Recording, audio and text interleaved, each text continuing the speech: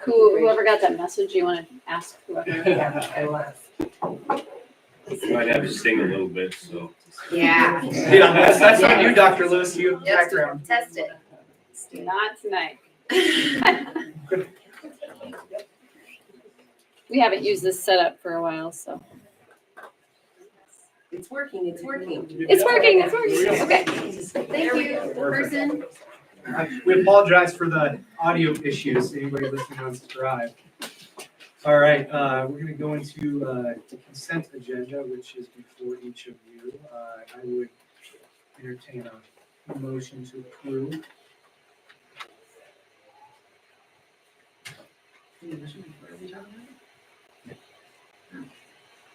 I'll motion that we approve the consent agenda as presented. Second. So you moved and seconded, is there any discussion? Seeing none. We could just mention we've got some new teachers that fills what we have Your posted next right now. council. That's I exciting. was Go like, we ahead, talk about Dr. those things, right? Thanks. Like, we don't We'll talk about discuss, these? we'll discuss. You're Yeah, good. here's our discussion. Yeah, So you will notice there that all of the open positions, a couple that we were a little honestly stressed about because they're hard to find, we have gotten filled, and so that's wonderful going forward. It takes some pressure off. Did anybody have any questions about anything they saw in the financial report? I would just comment that I went through the financial reports, I kind of assumed that role with my entitled here. Thank you, Jen, for having these already. We've got the percentages, as compared to last year, and they're all very much in line. There's a couple of them that are a bit out of place, but I think they're pretty self-explanatory. So I see nothing in here that's unusual. There is one that we don't see every month, that is our annual fee to Washington County Sheriffs for resource officer. So that's a big one on there, but that's just once a year, and you can have that budget. I think I asked about this last time, when we have like the activity balances, is there a point throughout the year where we discuss like that specifically, like our activity budgets and all that? Right, so I think that the activity budget itself is kind of based on what last year's were. We don't really sit down and have a line item budget for budget, because like, for example, we don't necessarily know what skills is going to be doing your meeting, because a lot of theirs come in and get deposited and then go out. So it's kind of hard to do that. Yeah.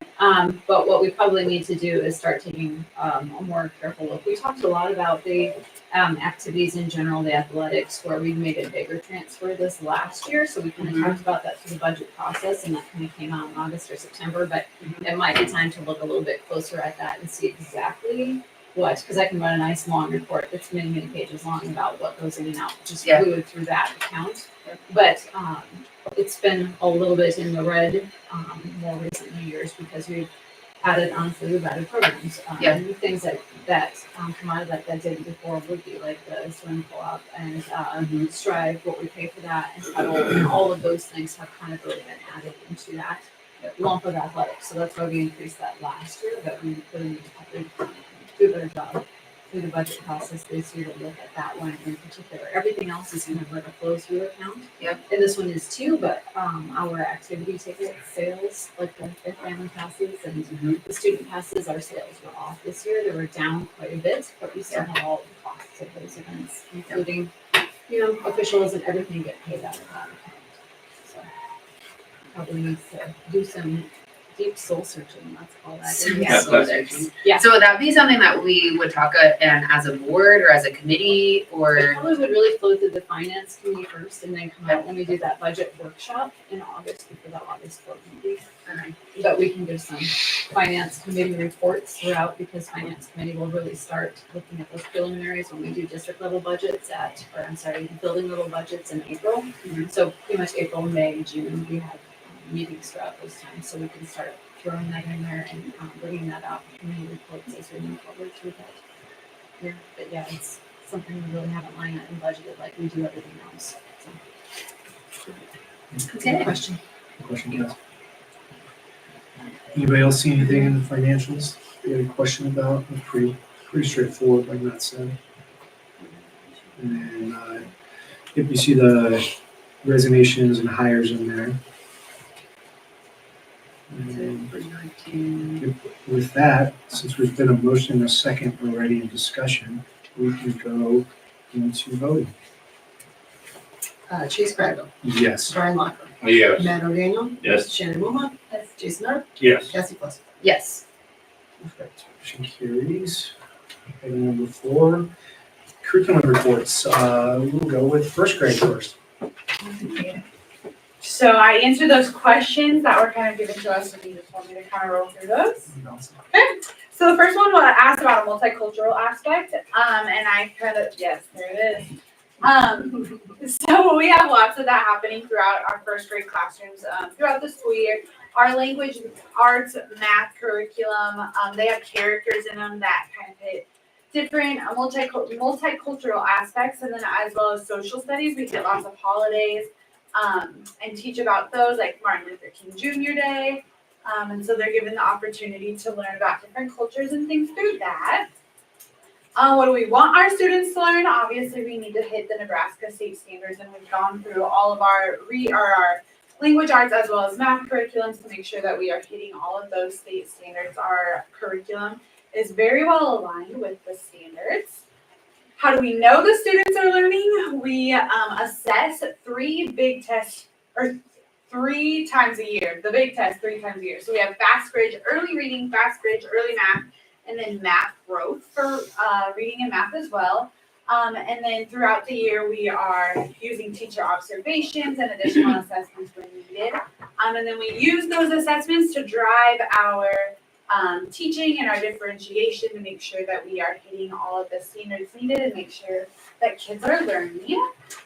And number 4 was how do we respond when they're not learning? That's really when we differentiate our curriculum for those kids. So lots of times those kids, what we call them like holes or gaps, and things that that need to be retaught, or maybe something we taught too fast, and then we can use those assessments to help teach them. We do lots of differentiation into small group.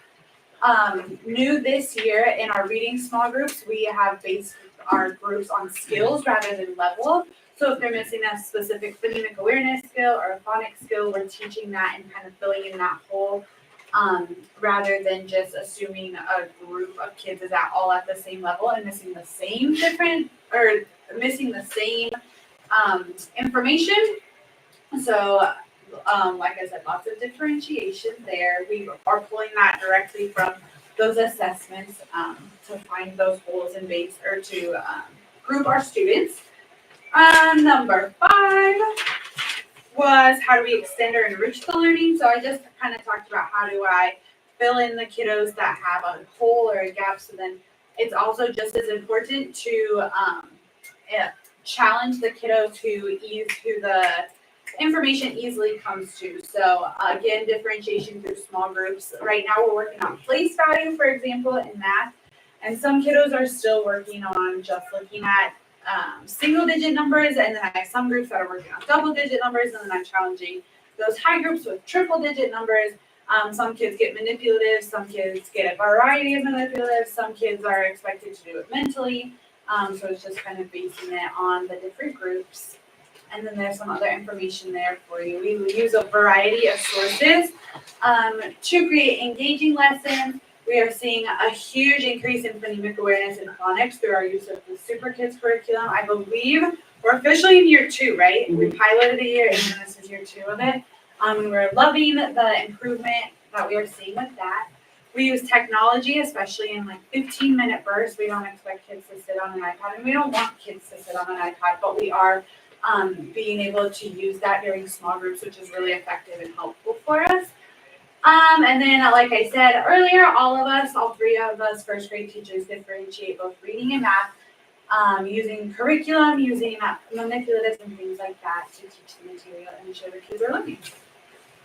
So for those of you who don't know, this is Shaylee. Oh, sorry. Miss Madsen teaches first grade, obviously, and her 2 partners in crime, Miss Hornung and Mrs. Moran, are not here with us tonight, but we appreciate you so much. Ms. Madsen, we've heard a lot about Super Kids. What's kind of been the feedback from your students on that?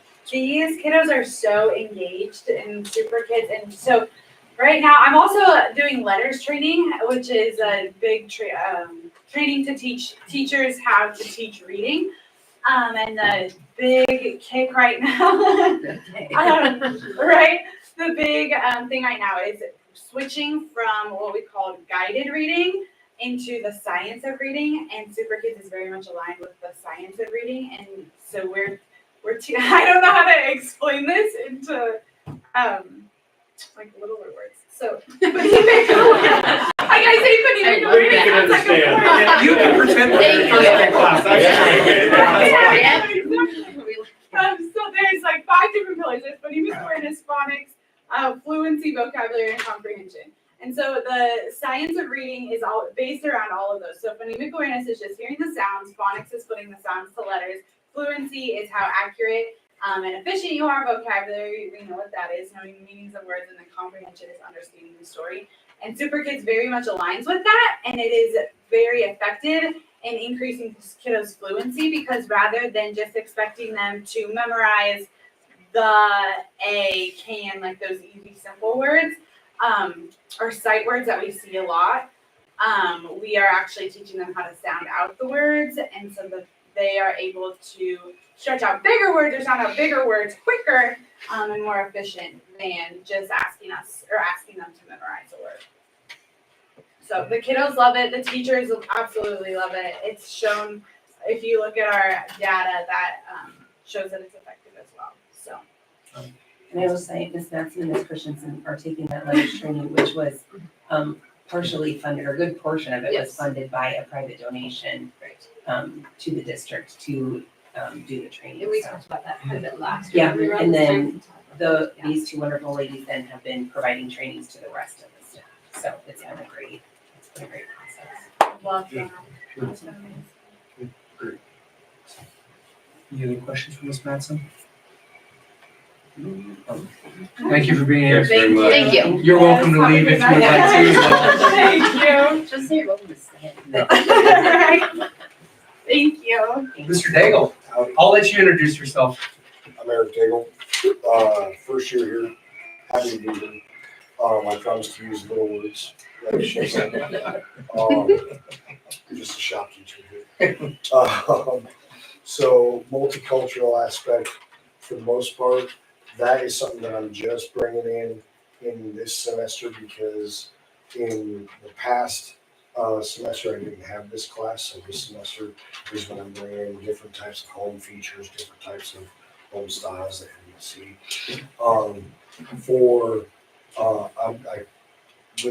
I'm kind of going to just go through a bullet point here, if that's okay. Yeah, absolutely. Say, what do we want students to learn?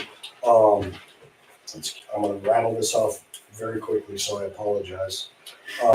Small engines, 4-stroke theory, so we're talking intake compression, exhaust, or intake compression, power, exhaust. How does that work? How does that make the engine actually function? How do we turn that into something usable? That's engines in a nutshell. Obviously, there's a lot more that goes into it. Then, of course, application, maintenance. How does that apply towards entrepreneurship? How does it apply towards careers? And that's something I try to talk about in all my classes. Is for a lot of us, some kids aren't maybe 4-year focused, and even those who are, they still want to know how to fix their vehicle. They still want to know how to not have to pay somebody $1,000 to do something. And I'm sorry, my voice is a little shot here. He's also a wrestling coach. He came on. Understand. A couple of days ago, yeah. Woodworking. Unfortunately, for all the kids who I've had in woodworking classes, they will tell you it's safety, safety, safety, safety, safety, safety, safety, to the point where they're thinking that that's the only word I know.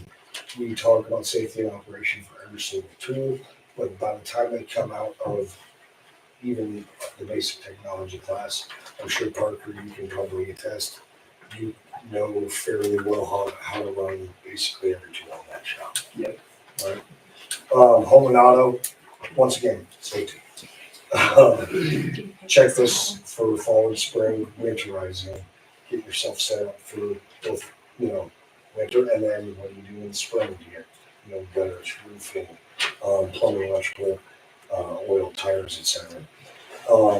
Drafting, working drawings, know how to read a blueprint, know how to read, something that was maybe drawn 1,000 miles away, but you're able to interpret that and use that here in an actual useful way. Then career opportunities. I talk about trades. I talk about entrepreneurship. Is this something where, okay, let's say, in my case, you're a teacher, but then on the weekends you're doing woodworking and being able to sell it on Etsy or something like that. Or you're once again, in my case, in the summers, I build decks all summer long. And so I'm able to supplement my income and go from there. So anyhow, I'm sorry, I really should have stuck with this. What do you want students to learn? I just told you a bunch about that. Measuring is important because if you can measure in one class, that's going to apply to every other class as well. Then general safety certification for each tool. Like I mentioned, I don't just do a general shop safety, which I do, but I make you do, for the minor side, you have to test off on that as well. Your cable side, you have to test off as well. Then I use the Briggs and Stratton technician test for my small engines proficiency at the end, along with everything that I already do as well. So focus points in woodworking, you can see I just rattle off a bunch about all of that stuff. Technique for sanding, finishing, and of course in basic tech, it's the introduction class where we're talking a little bit more basic, obviously, stuff. And then we go into beginning woods, which really should be more like woods 2. That's where we're doing furniture construction, talking about how to use Morrison tenon joints, pocket holes, rabbet joints, etc. And then how can we use that and turn that into something, whether it could be a career like cabinetry or something where you can just be able to build your own furniture and enjoy that as a hobby. And then advanced woods, that's a little more creative. So I make the kids come up with their own project, give me a good 3-view drawing. Once again, going back to that drafting, going back to that working drawing, and being able to dimension it out and actually show me what they want. And then, of course, I help them come up with a cut list, come up with your board footage, source materials, and everything that goes along with that. Focus points, I already talked about 4-stroke theory. The thing that maybe kids aren't quite ready for compared to a woods class to a small engines class is how much more precise you have to be. With a small engines class, we're going down to a couple thousandths of an inch when we're talking about tolerances and measuring, whereas in a woods class, you're talking about 16th of an inch. So it gets a little bit more finicky, a little bit more picky there, but I would say that would be the overall thing that we do. Now, of course, last semester, I did take kids to Valley Court and took kids down to the Agriculture Expo and a couple other places just to get them some exposure and get them some hands-on experience. And then I got a gentleman who's going to come in, hopefully, at least he said he would be willing to, in the next month or so, talk about cabinetry and some other things that we like that. What more do you want? No, you didn't. Rattle off a lot of stuff. Yeah. Mr. Daigle, I remember when Home and Auto, that we got that class up here, and it was super popular at the time. Are you still seeing a pretty heavy interest in that course? It's about the same as my other classes right now. Okay. Well, that's another one where I am kind of playing around with it because today we just started building some little tables that we're going to install sink basins into and do some basic plumbing. And then I'm going to Also do some mock walls, running some Romex wire and running, some outlets and switches and that sort of stuff. Yeah. And so that's kind of, luckily I just have some of this stuff sitting in my garage, like these old sink basins, and like, okay, let's use it. And it's just sitting there, I'm like, using it. So, in my mind, I would, like, how many times have I had to re-hook up plumbing on like a P-trap or something like that? And it's like, gosh, that's one of the most useful home maintenance things that a kid can do, for goodness sake.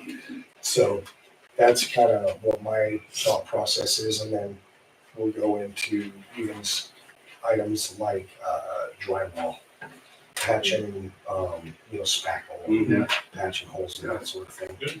So that is one where it's kind of been fun because I'm like, oh, what have I had to do over the years? And then like I'll just show the kids that. Yeah. So Life skills. yeah. Yeah. As a new teacher, Yes. are there things that you have like found that are more difficult here, or things that are Just the administration. just an yeah. Besides them. This is great. Congratulations, Jackie, you got that one. But there's always we are thinking of not only about the students and how they're learning, but in the facility that we have and how we're able to help them learn. So are there Do you want things, that list? do you have, so that's kind of my question is, do you have a list of things that are like this is my top priority, or these are things of concern, whether it be from, Spacing and dust collection. We Yeah. are severely short on space. Mhm. Dust collection needs a little bit of an upgrade. Ventilation for stain and finish. We've heard these things. yeah, Yeah, especially recently at the, and I know you were there, Mr. Nagel, community engagement meeting. Yes, Yeah. I would say those are my top 3 priorities, Yeah. but I also knew that coming in, like I knew what the facilities were. Mhm. So I'm not gonna sit here and whine about or complain. Yeah. When I knew what I was coming into, I'm gonna make the best I can with the facilities I have. That's my job. yeah, well, So- that's awesome. We appreciate that, yes, we do. Yeah. Yeah, perfect. I think it's good for us to know those things as well as, because those affect how you teach too. So, Absolutely. yeah, I think it's great. The other thing that kind of stuck out to me was you were talking about all these things that it sounds like you are planning to bring from home. Have you, sink basins, I think of my husband and his little connection there, about items that may be useful to your teaching that you could maybe ask for donations for? Have you thought about I those have things? thought about that. Okay, My thought was like, I don't, once again, I know facilities and Mhm. funding and Mhm. everything is what it is. yep, And if I had it sitting in my garage anyhow. Yeah. I would rather at least have the kids use it temporarily, that Yeah. way I can show them how to use or how to run plumbing and that sort of thing, because it's just sitting. yeah. I just think of how many other people might have things sitting in their garage that aren't being used. Well, just saying. So, Nothing You know. can bring me greater joy than getting donations for it's great. a lot of things. You're gonna Yes. have like a couple trucks full of it tomorrow. Yeah, be careful what you wish for. Yeah. Yeah. Yeah, I mean, of course, Yeah. that's the role of the shop teacher is to try to source all of that material, lumber, whatever it might be. Mhm. But at the same time, like I said, like if I had to sit around, like, okay, Yeah. bring it in and show the kids how to use it. So, Awesome, that's Yeah. great. It's really, I don't know, I think I enjoy hearing that, or it's more than just you're coming to work. It's you're expanding on what you're already here to do and having a great attitude on it. I think makes me feel good on board. So there's that. Yeah. Well, Yeah, it's awesome. like I said when I interviewed, this is where my kids are gonna go to school. Yeah. So ultimately, if I make it as good as I possibly can for my kids, Mhm. then it's good for everybody else as well. It's great. That's Awesome. at least the way I think about it. Yeah. Awesome. Perfect. Thank you for being Yeah, here, sir. for thank your you very time. much. Absolutely. You're welcome to Appreciate ya. stay. Well, like I said, the biggest problem is the administration. Now we have time to sit around here. He was taking my chair earlier. I can't wait for him to be out. See you later. Thank you, sir. Thank you very much. All right, we'll move on to item number 5 on the agenda, principal reports. Dr. Morgan. All right, we had the Arlington Spelling Bee, which also was the Washington County Spelling Bee filtered into that, and that was held out at St. Paul. We had 3 finishers there, Nehemiah Minor, and then Tucker Jorgensen all competed, so they did a great job. Mrs. Wolf organizes that event, Mrs. Googles MCs it, and then Mrs. Lorsch and Mrs. Reed did it this year. So thank you to them. The elementary is working with high school student council to gather stuffed animals and donate them to Project Harmony.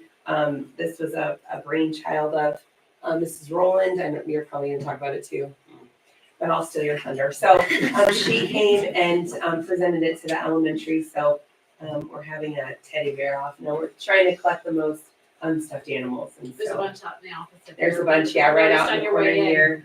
And Project Harmony works with kids and families that are in need or not in need, but in crisis, and maybe doing some interviewing and things like that that can be overwhelming. And so this is a great way. Mrs. Rowland reached out and they'd never had a school do this before, so they're very excited. Really? So, yeah, That's so there we go. 100th day of school happened. There's some fun pictures of some of our friends on the 100th day. I was impressed, Jackie. That was the day that we were up here and we had lunch and walked around the elementary and all that. I mean, I was impressed. I thought it was a great thing. Yeah. I think it's a great, the biggest thing is you get the little kids when they walk up to you in the hallway and they go, geez, 100th day. I know, 100th they're day. so I go, excited. wow, that's awesome. I know, they're so excited. The snow days put a kind of little. They were really at like day 103, but. It was dicey. And then the poor teachers, trying to rewrite, like the 100th day is gonna be on this quit. Now we're gonna push back a bit. It was good. It was good. Lots of fun celebrations there. National Guidance Counselor Week was last week. So we celebrated Mrs. Fetty and all the great things she does with us, with some sweet treats. And then parent teacher conferences, we were at 95% attendance at that. That's all I got. Dr. Morgan. Absolutely. Mr. Finkson. Look Looks at like that. I forgot to start that with Mr. Daigle will be resigning tomorrow. That's a joke. He does a good job. Yeah, strike that from the record. He's a good guy. Okay, so you heard about student council and Project Harmony and collecting stuffed animals. If you want to participate in that, they do ask that they have the tag still on them. So though they appreciate slightly used ones, they want the real ones for student or kids in that situation. How long are donations open? March 1st. Yep. Okay. At the end of the month, they're gonna take them. So. I do believe that the gas station is also collecting them. Yeah, I There's think a we box brought we decorated up the box and brought it down there. So. Awesome. Yep. So if you want to take advantage of that opportunity, or I should be the one. I'll be the one. To our high school kids, if you're watching and you happen to break up with your girlfriend or boyfriend after they give you that teddy bear, just bring it in and we'll take it. This season. During Valentine's Day, yeah. Just throw that out there. Don't take the See, this is time. why I should just. Or just instead let of that one purchasing go. those for each other, you could purchase them to donate. Hey, that's a great Go together idea. as a couple and donate. There you go. Start If you know- contrast yeah. between our elementary. Yeah. If you know Jaded. what they're used for in kids in crisis and how much that can bring comfort to a little guy or gal. Livestock judging took place this past month. We had the senior team was team champions and state qualifiers, so we got a picture of them there. And the junior team was 6th place, so congratulations. And they'll represent us well like they always do. FFA chorus, we had somebody get recognized for that. Lily Lang in alto section. Jackie or Dr. Morgan, sorry, already talked about the spelling bee. and our participants there. Notification about parent-teacher conference, and then the last two go together. And the Curriculum Americanism Committee spoke a little bit about this before the board meeting tonight. So we are currently having our electives fair. We did, I believe today was eighth grade and ninth grade, planning for them for ninth and 10th grade. So they did that today, where they go to our elected teachers and talk to them about courses that they may want to sign up for. So that's today and Wednesday. As a part of that, we're trying to potentially add 2 classes to the potential classes that a kid will sign up for. That's what the links were for the U.S. military history class and the intro to sports medicine class. I think it said warning. It's a warning, I don't know what Mr. Vincent's trying to do here, but. they're both You can giving click me- on, don't worry about it. No, Continue or confirm, it's fine. Are you sure? oh, it won't let me. Okay, well, Okay. so here's what we talked about in the Americanism Committee, is that, let's see what interest kids have in that sign-up process, and then report back to you if you can, if we do have, a lot of kids that are interested in those classes, just based on what they sign up for. Yeah. So, what's included in those, and I can, if that link's not working, I can run a PDF and send it to you so you can see them, because that's what it's intended to do here. Is to expand the possibilities for kids to sign up for the classes. It doesn't mean that the class will make. So ultimately, what I'm asking, and I will bring numbers back to you next month, is for the opportunity for Mrs. Toft and myself and Mrs. Miller going through the scheduling process to try to figure out where those classes could fit, as opposed to not having them as an option for kids who have maybe articulated they'd like to have that as a potential option, and give us the opportunity to, if we have any interest, to go that route. We know we have teachers who want these classes to make, to even if it's once every 2 years or whatever it may look like, because they want to provide opportunities for kids in those areas. So that's what I expressed to the Americanism Committee, is that I'll get those numbers back to everybody and see if there's a little bit of a startup cost with those classes. Yeah. With textbooks and whatever else. Yeah. Yeah, so those classes look good.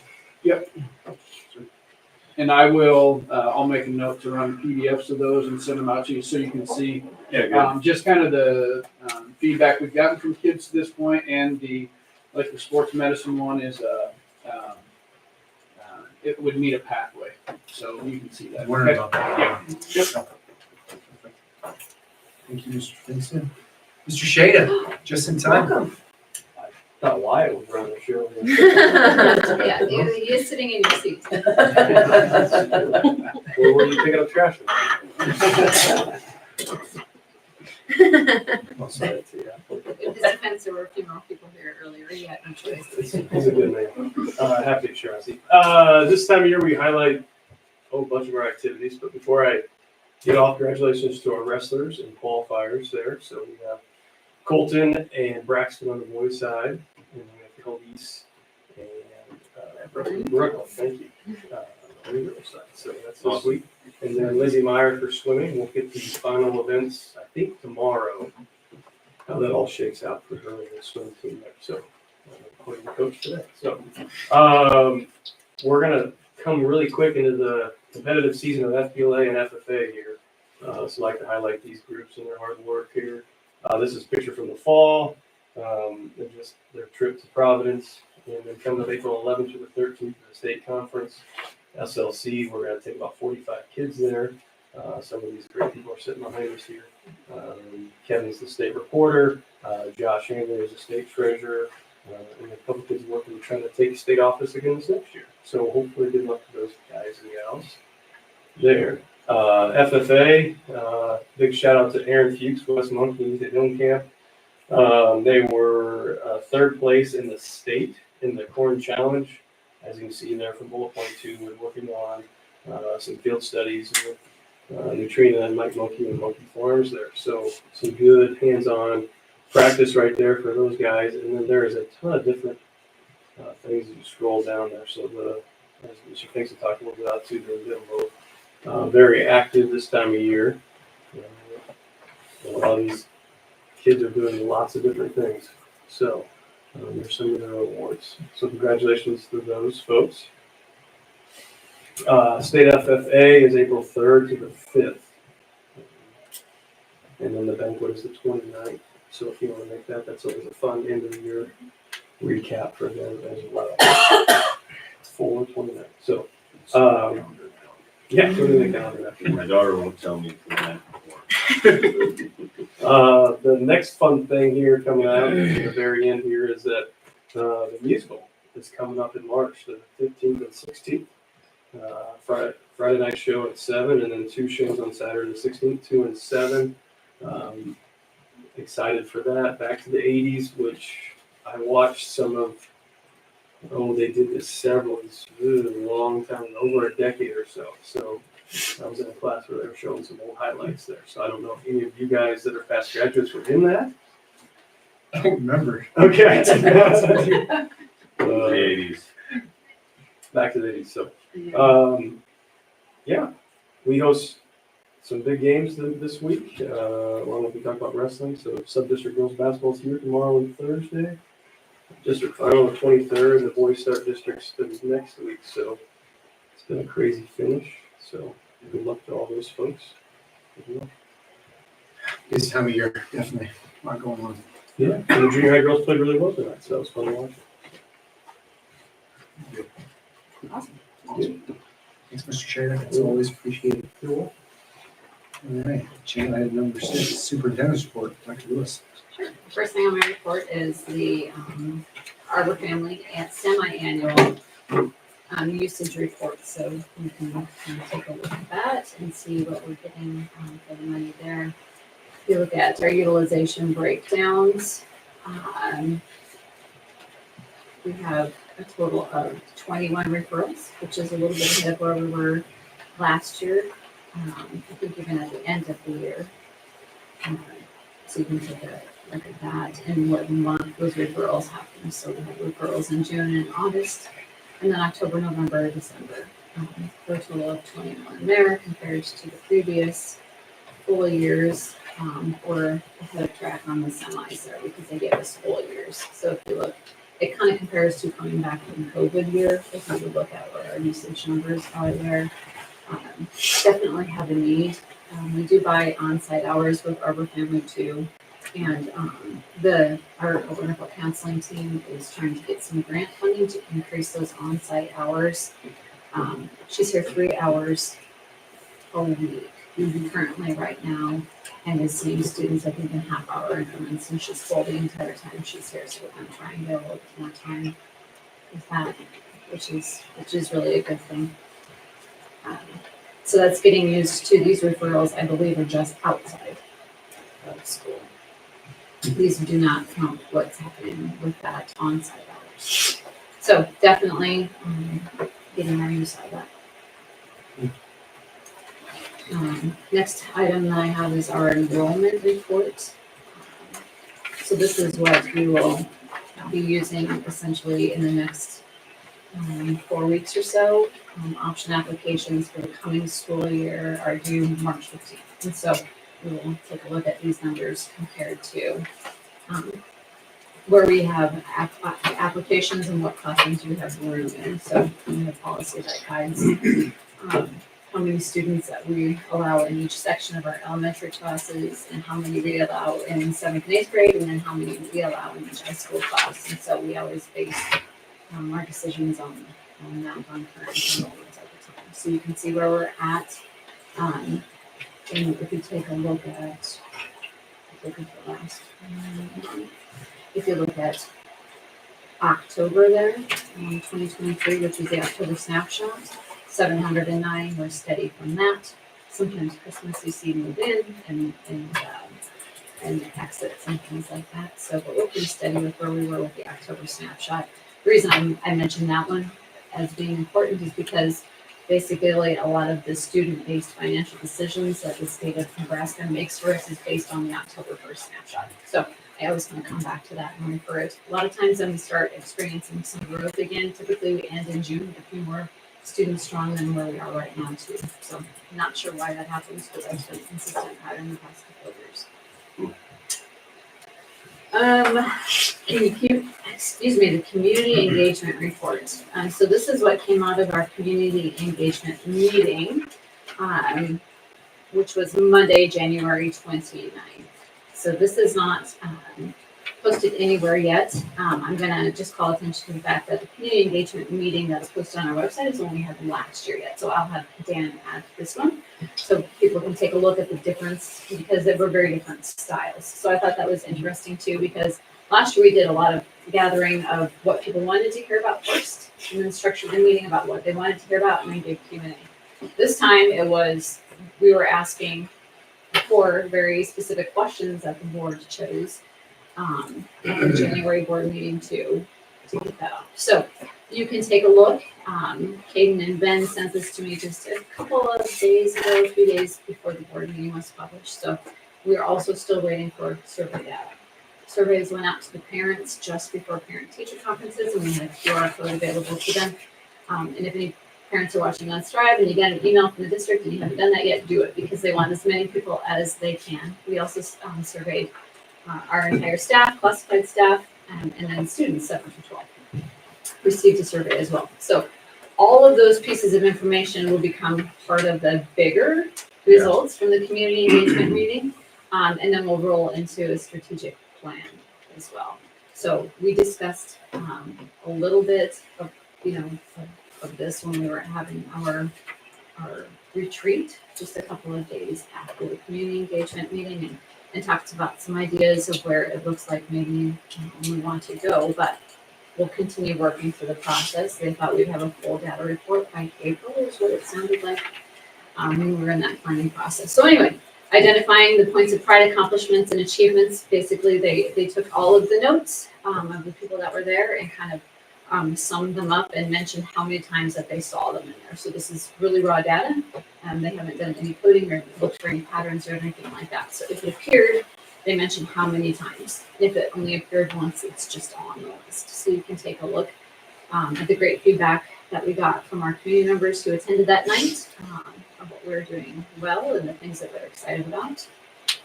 Bullet point 2, or item number 2, is identify the challenges that will affect the community as far as the school district. Looking at some things,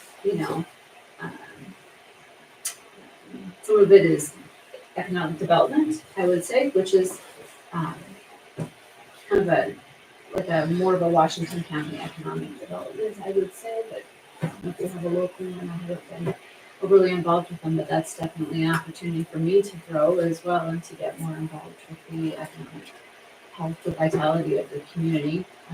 I've visited with the village about several things that we've had going on and things like that. But so more that we can do there. Maintaining, recruiting good education staff. That's good. We're very encouraged, like I said earlier, with who we were able to hire for our open positions this year. But that is one of those things that's very challenging across the state of Nebraska, across the nation, is maintaining, recruiting, keeping good educators. So we've been fortunate. The school's been blessed. We've got great people in place and we've got great programs, but it's not like that everywhere, and we're just very grateful for that. Managing options, we've got some great policies in place for that. So overall, like I said, these are all things that will become part of that bigger data picture when we get our surveys in. Identify what you believe are the top 2 most important areas the district might focus on to improve and expand learning facilities. Big ones that came out, so there were 6 groups, if we remember, there were 6 tables. All 6 of them mentioned industrial tech and trade opportunities, which I think we had some great conversations too with our industrial tech teacher here tonight about some opportunities there. It's a great opportunity to look at expansion or improvement or whatever that looks like in the future. A wrestling room, that's a theme that's been coming up for the past several years, long before my time here as well. So looking for potential space for that to happen and how that might happen and when. Land and space for growth, that it's one of those challenges that all of this ties into, right? When we're talking about expansion or improvement of tech opportunities and wrestling rooms and parking lots and things like that. All of that is something that you need space to do. So there's inherent challenges with that. That this is the land that we've got, surrounding us. When every inch of every bit of space that we have is used for something. Many things. Yeah. Spaces. I Used for mean, multiple inside and things. outside. I mean, the playground is also the practice field is also the discus Yeah, vectors and everything like that, and the parking lot is it's tight, it's Mhm. short. We're spreading across to the football field. Yeah, so really managing those things will be interesting as we come out, and I'm really excited for this to turn into a strategic plan too, to give Yeah. us more of that 5 to 10 year pathway, the direction, which is I think what we wanted out of the experience with letting NISD take it over. Right. So I think the board's excited about seeing the results of that survey too. Yeah. Now that we had to kind of kick off the community engagement meeting and see where that goes. Mhm. Definitely. And then the last one was how can we how can the board and district improve communication to inform patrons of the district's needs and priorities. So the potential for communications director and a district our size, adding that as a freestanding staff person doesn't seem super feasible at this point in time, but maybe it can be delegated. I know our secretaries are really, really great with getting information out to the public, either on social medias and creating posts and being creative with how we present things like that. But we haven't really designated that as if it's a district message that's coming out, it needs to flow through this person or that person. So that's something to think about. Bus barn communication board. I'm not sure what that is, so we might have to seek to understand that a little bit further. District app, we've talked about that, and I've looked into that just a little bit. So there's some definitely some potential there. Yeah. For things that we can do.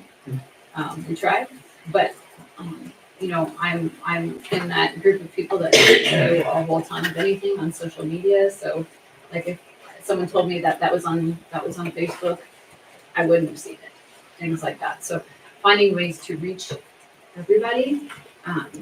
There's times when I've hesitated to use Blackboard Connect too much because people don't always receive those messages well, and you don't want to send out too many blasts because if you're getting, a bi-weekly blast from the school that has this or that, you start, ignoring the importance of things. right. They kind of get mixed in things, so I hate to use that too much too. But so anyway, there's just a balance we need to talk about. That's something we need to strike. But anyway, there's some great ideas there. Yeah. That came out of that community engagement meeting. Board retreat,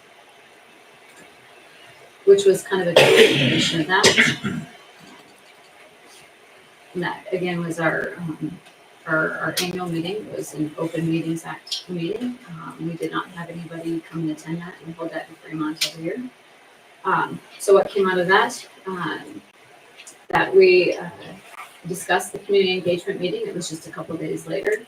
We had hoped for a little bit more in-person attendance at our meeting the week before, but we thought we had really good information from that as well. Some things that we would look at might be to explore, and will probably come out of, like I said, strategic planning, industrial arts and ag, more space updating, and we talked a lot about the main entrance of the gym there. What we can do to better use that space, what more we can maybe do with that. We talked about working with the architect that we used when it came to putting our addition of classrooms on, and see if we can get some some plans in place to see, or at least to see what the Ideas, potential what the might be, possibilities. right, for that courtyard space. And we know that the way that was strategically designed, there's some real drainage issues and things like that. It's a strange channel of getting water away from the building, but we did talk about what potentially might happen in that area.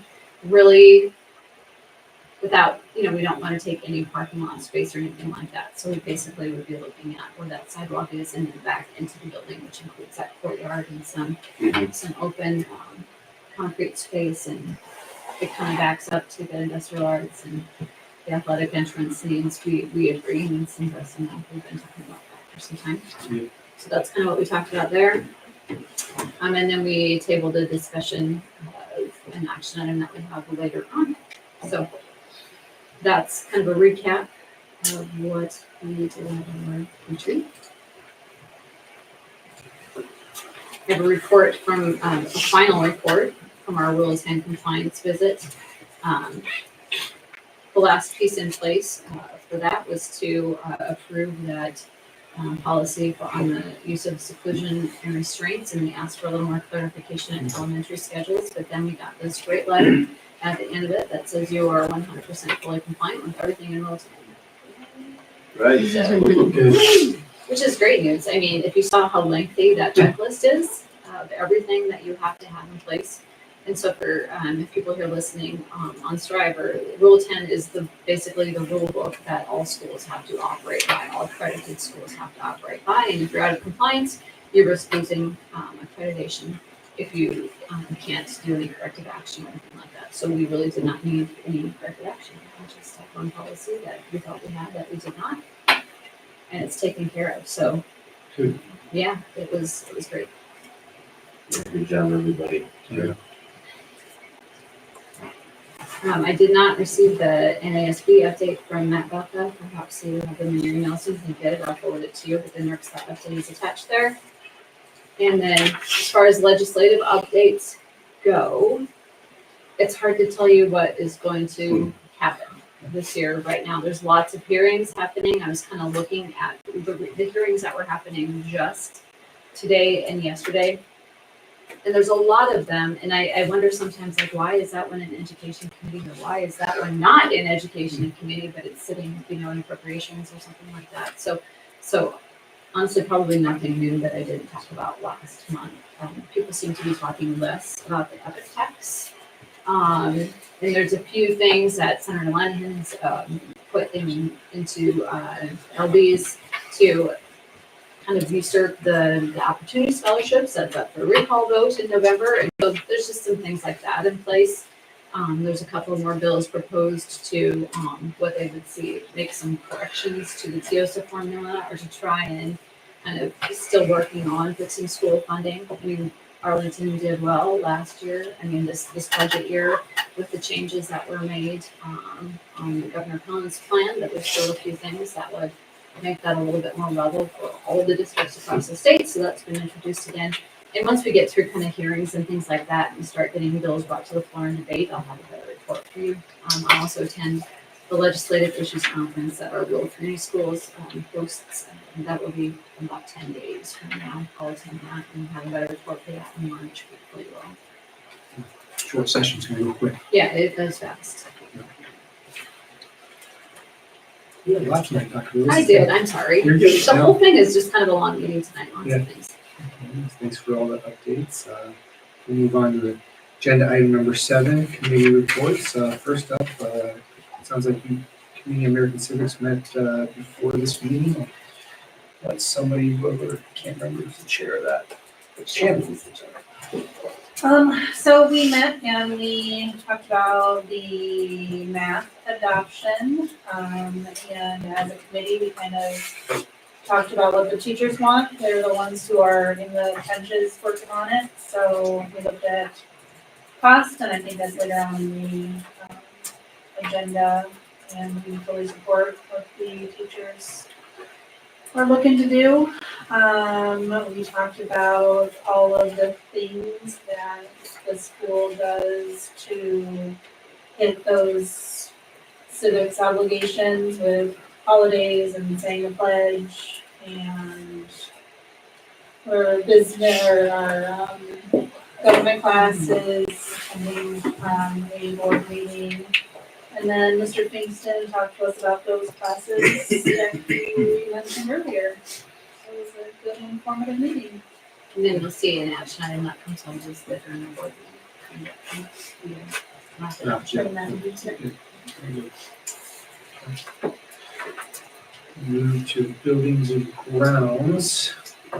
Report outs there. Yes, we actually met formally once, and it just turned into one of those days where we had the meeting scheduled and two of our committee members couldn't make it, so it was, Lawrence and I met with Jason, and so, but then later on, Brian came up and we walked through the building and talked through some of those things. Jason, do you wanna report out on that? Well, we kind of went through the list, so there were a few things on there that need to be crossed off, that will never get done. Oh, they were already done. Or, yeah, or that, yeah. And then, the biggest thing, I guess, is the, roof, AC units. And that, That's really like, Yeah. We'll see that later on, too. That's Yeah. coming up, yeah.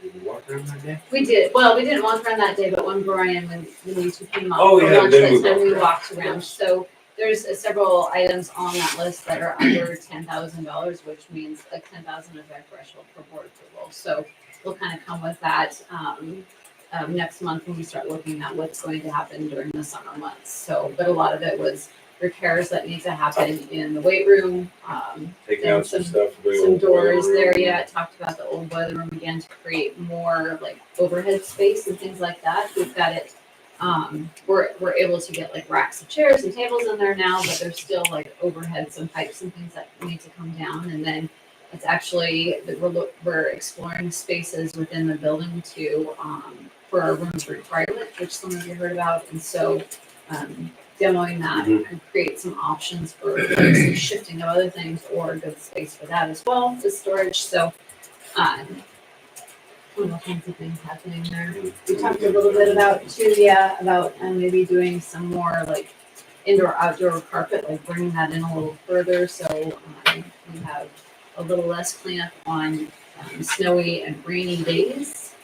If we have a little bit more of that carpet that you have in the entryway, which catches a lot and scrubs a lot off the shoes and kind of catches a lot of moisture too, to kind of take a little bit of a burden off of their custodial crew when it comes to like cleaning and handling and folders and so things like that. So I'll have a whole list of summer type of things that will come out. Yeah. We're just the ones that were over $10,000 are the ones that we need to take a look at later on this evening.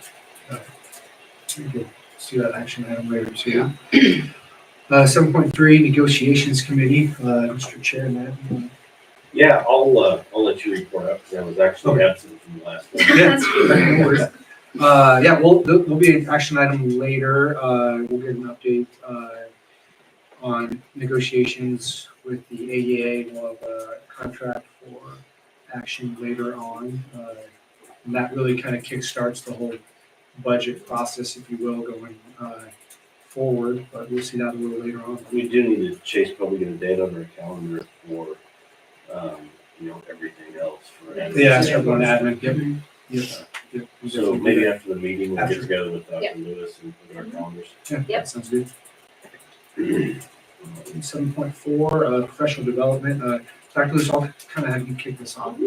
So, you elected new board leadership in January, and we have an opportunity when that happens to attend a new board president workshop. So Chase and Cass and I went to the new board president workshop.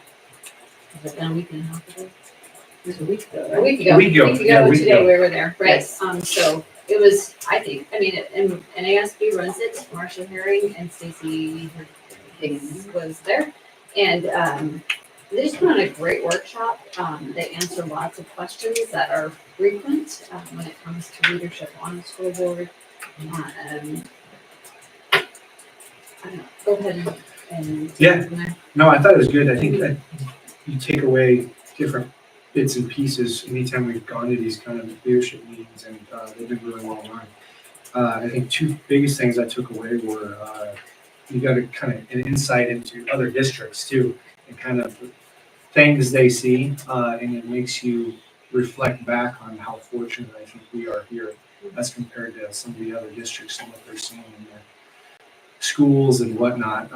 And then the kind of another interesting tidbit, we kind of talked about voting. It didn't even come to any of our minds at the time, but they talked about when you abstain from votes, that even though it's in Spark, just abstaining without a conflict is actually not an option apparently. So that was news to us. We learned things. Yeah. And then when somebody does abstain with a conflict, just to ask them what their conflict is, so it's on the record. So we'll start doing that as a best practice moving forward. But no, I thought it was really good. Yeah, I thought it was great. It's always nice to go to a meeting and feel like you like learned something and got something out of it. And that was definitely the case. You learn a lot from your peers too, especially with all these board things. So I think that was the nicest part is we sat at a table and there was so much group discussion. So yeah, it was really nice to go to it and talk to other people. It's just constantly learning. There's seriously something new every time. Well, and I've been to it before, and so like as throughout my career, when we've had new board presidents, I attended it before, and so I'm still learning new things every time we attend. So Yeah. it was good. It's good. Agenda item number 8, we don't have any unfinished business. So we'll move to agenda item number 9, new business. First is 9.1, discuss, consider, and take necessary action to approve the estimate to refinish the competition gym floor. Dr. Lewis or Mr. Shada, I'm guessing one of the two. Yeah, I'll start from the budget standpoint, and then I'll let Mr. Shada take you through some of the other more interesting points of it. But if you recall, through our budget process, we budgeted in the general fund for this. We budgeted $40,000. So the nice thing is that the estimate came in below $40,000, so that doesn't happen frequently. So it was good to see that, and this estimate is coming from people that we've worked with before and that we trust and who know our floor and come in and help with the finish on the surface every year. So Mr. Shada, I'm going to turn it over to you from that. Yeah, Egan Supply is relatively local to us. Maybe the next one, Dr. Warren. We'll save them best for. The version 5 there, yeah, some cool things. So that looks a little yellow on the screen there, but that's what it looked like. We didn't do a whole lot different, did a little bit, but also wanted to stay relevant for the next 10 years or so. We don't, unless you're putting a forest like Morgan has in there, we'll wait and just keep it classy. And so come from there. Oh, thank you. And here it does look a little yellow. We're talking about like taking it all the way down and getting more of that natural finish to it. And then the lines are like solid colored, but like your 3-point. So there's a little color next to things like that are going to be a stain instead of a paint. So that look at. And the white part there is whiter, is almost a no finish, so it'll really brighten up in there. And that makes sense. So Those are volleyball court lines. yeah, the white lines there. There'll be the side courts that are like a tan that they didn't draw in there, but I'll say the same. So how old is the current one? I think when we added the gym, was it? This was probably it That's the original. So 29, 2010. Yeah. Was it 10 right in there? 12 years, So yeah. It's going on, yeah, 14. 14. 15 years. Yeah. But you think it is. Yeah, no kidding. I've been on vacation. We'll forget that. But yeah, about 15 years. Probably. Yeah, so about another 15 years we'll run it back up. I think. So, Yeah. It's been well taken care of by our staff. So. Sure. And the price is great for Mr. Calvin. Anything you come under budget, it's a good day. Yeah. Especially for us It's a in great the one. board district. And it'll be nice to freshen that up for, I mean, everything that's in that thing. You know, you have your awards, you have graduation, you have all of our concerts, you have. So those will start right after school. Probably July. We're just so busy in June, Jason, with the camps and stuff that I didn't want it to be burdensome to all our kids and families. So How long of a process is that to take everything down? I think it's about 2 weeks. So what they do is they bring a painter in from somewhere, they bring a floor guy in from somewhere, and so they just line the job up. So Paul thought that in the next 4 weeks we have a good idea. He said we sit obviously really close to a lot of other schools and Metro Bay, so it's not too hard for us. He said it gets hard if you're an outlier 100 miles away to kind of coordinate that. And so we would just be in the system. They kind of just put the contractors in order and then they just kind of shade. And they strip the floor clear back to the bleachers when they're up, so you get the sides, the entire. All the way down. Yep. So they get shut down. Mhm. How many other bids did you receive? This is the only bid we received with this. Are there multiple companies, like, is there just not anybody that does floors, or? This is this is the one that's local to us. There are a few Iowa-based companies, but I felt like it was pertinent to stay with the people we know and have a relationship with. Yeah. If somewhere happened, we pick up the phone and call. Yep, I just didn't know if there are other places in Omaha that also do that. I mean, there's how many schools that have gym floors, so I didn't know if there was additional budget standpoint. I mean, yeah, it's great to come in under budget, but do we know that it's the best one? Yeah. Or did we just go with what we've always done? I mean, I think it's good to keep checking prices too. Yeah, a little bit both, to be honest with you. I think they're the best one, and it's who we use. Mhm. That's why we were looking for that one.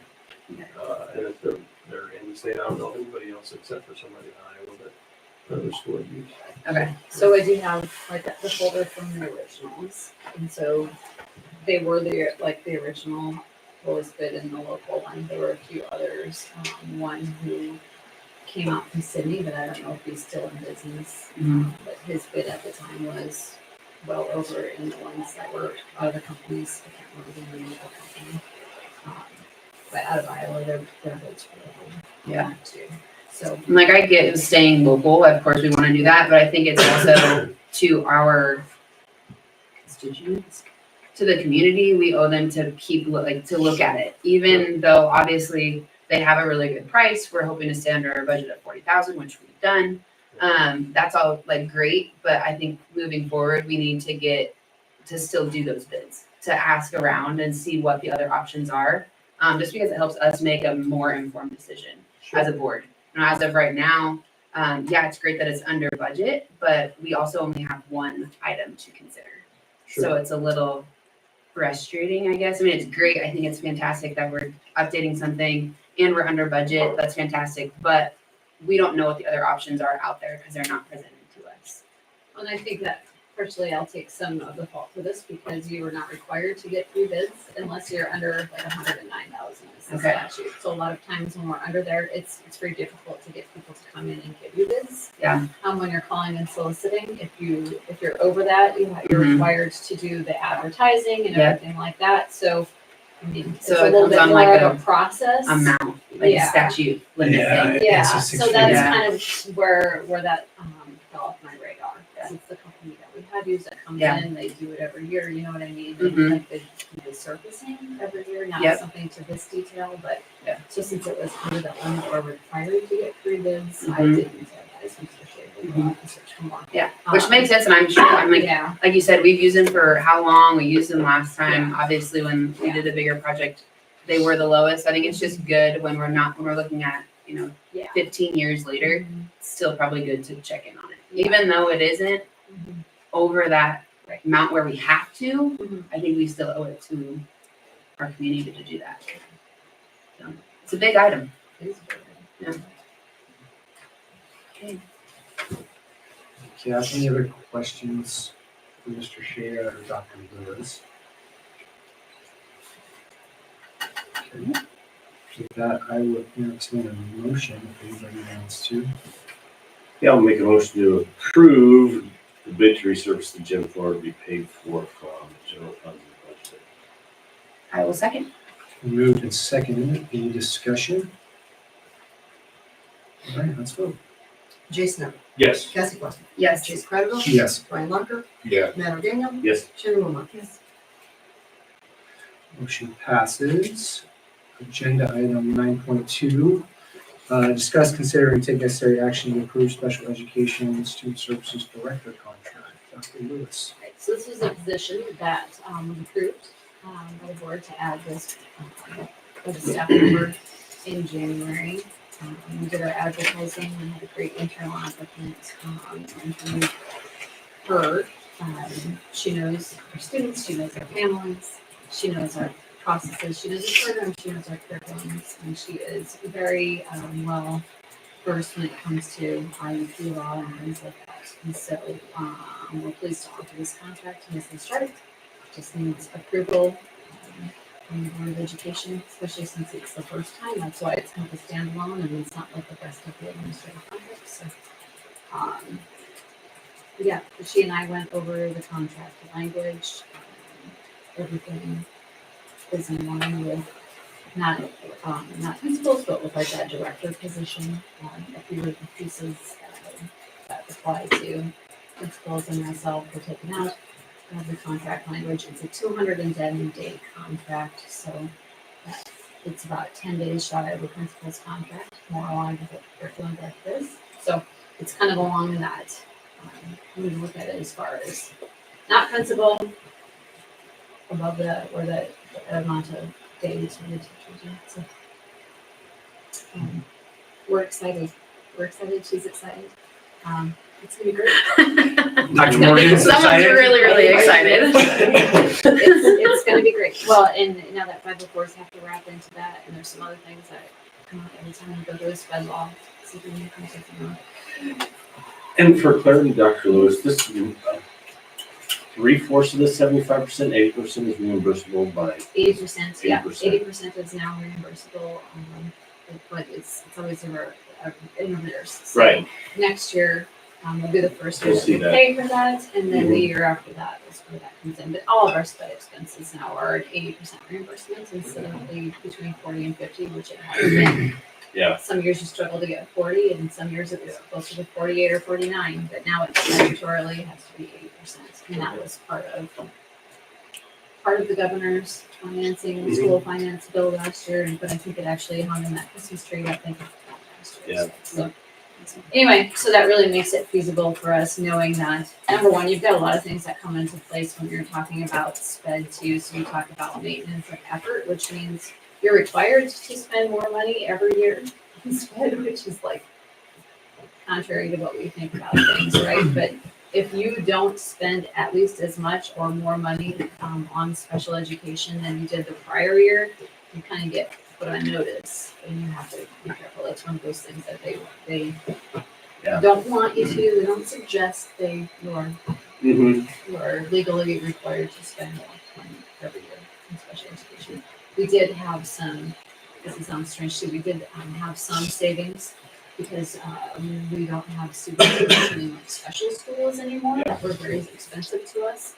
So this will actually help make up for the loss of some of those expenses when we talk about maintenance and effort. Yeah.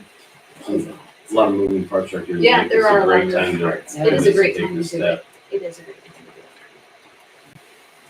I'll make a motion to approve the contract with Sarah Sharp as Special Education Student Services Director for 2024-2025. Second. It's been moved and seconded. Thank you, Shannon and Jason. Is there any other discussion? Okay, let's go ahead and vote. That's supposed to be. Yes. Choose correctly. Yes. Brian Locker, Yes. Matt O'Daniel, Yes. Shannon Moore, yes, choose vote. Yes. All right, motion carries. Looking forward to that. Agenda item 9.3, discuss, consider, and take necessary action to approve the 2024-2025 negotiated master agreement with certificated staff. So we talked about this a little bit in community meetings. So Cass and I met with the AEA on January 17th. I think Lisa, yep, sure, she's not your Right in there. And after working on some things on both of our end, came up with an agreement on both sides. Just to highlight a little bit of it, we look at our raise in our district and comparable schools on our end and kind of see where we fall into those. And one of the main items we saw, have been for a couple years now, is family insurance. And all but one, I think, other district in our array was providing 100% family insurance. So you will see that reflective in this agreement to increase that to 100%, which will obviously is a good deal for a lot of families and certificated staff that have families here. A couple other items in it were some, another longevity payment for teachers who reached the 30-year mark. We had longevity payments for 15, 20, and 25 prior, so that added just another teachers who make and are up here for 30 years, which is a long time. And we have a couple that are gonna be getting there pretty soon, I think, Mrs. Stewart. I think that was next year, but the one after that. Okay. is next year. And then we cleaned up a couple things on activities in regard to cross-country and track, adding that to some schedules. And then the base salary for those that kind of see that in your documents, it'll go from, as proposed currently, 40,330 is what it was previously. That would increase to 40,900 under this proposal. Yeah, Cass or Matt, did I miss anything on that? No, I see we've got this, and there's another item following here for extra duty schedule. Yep. For some reason, these are two different motions. They are, because they went through, the extra duty schedule did not go through the negotiations. All right. committee. So Mhm. it went through different, so this total package increase was about 3.88. Not that, it was 3.88% based on current takings. Yeah. Like if due to the district paying 100%, Mhm. that will make it a richer package than the 3.88. But if everybody stayed on the exact same insurance that they currently are, Yeah. it would be a 3.88% package. Yeah. District we anticipate will result in a higher package More than than that. Which is a area of concern, I guess, because we don't know what that's going to be. Right.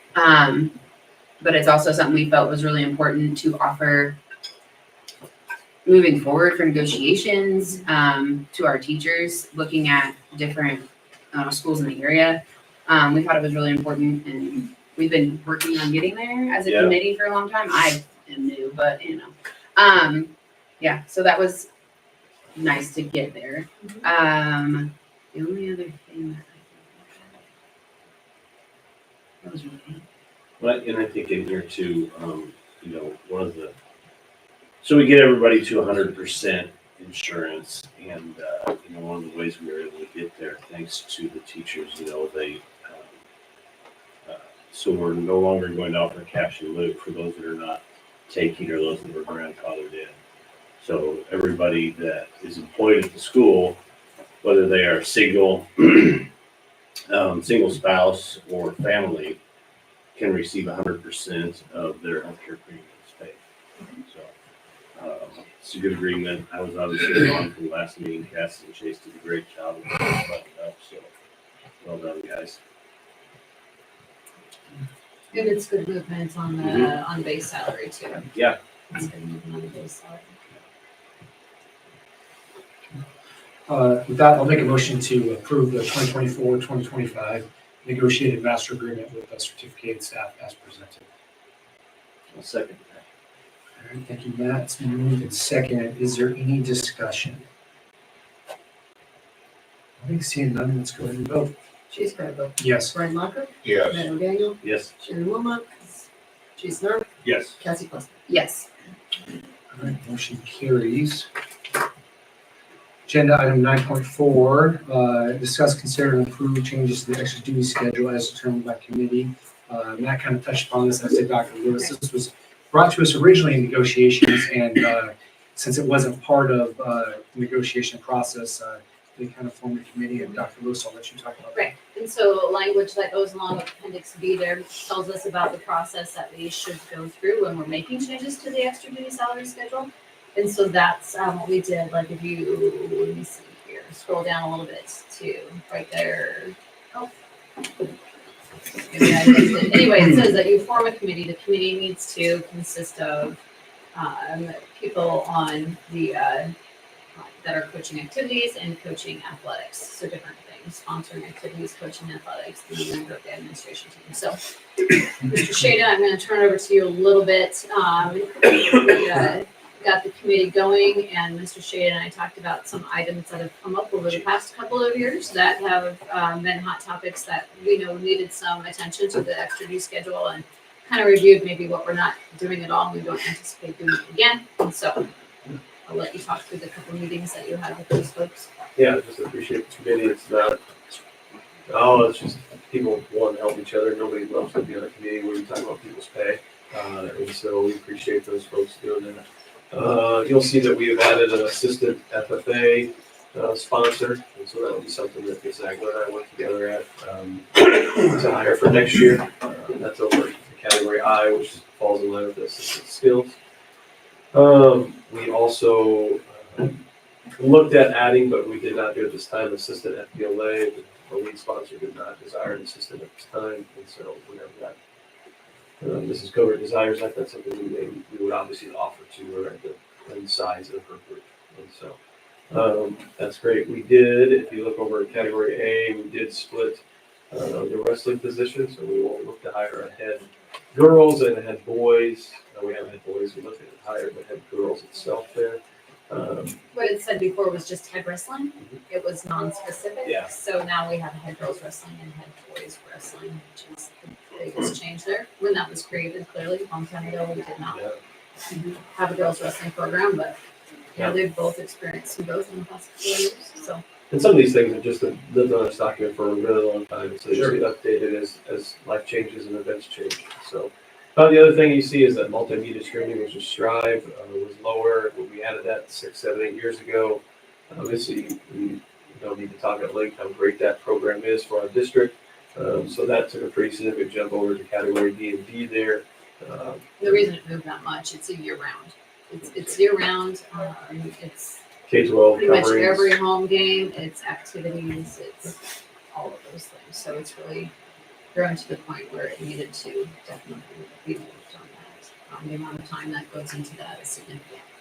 The other thing we looked at and we did add is if you look at kind of category G through K on the bottom half there, we added a step for each one of those, but those weren't there before. So in theory, if you look at K, our class sponsors, they got a little bump after a few years.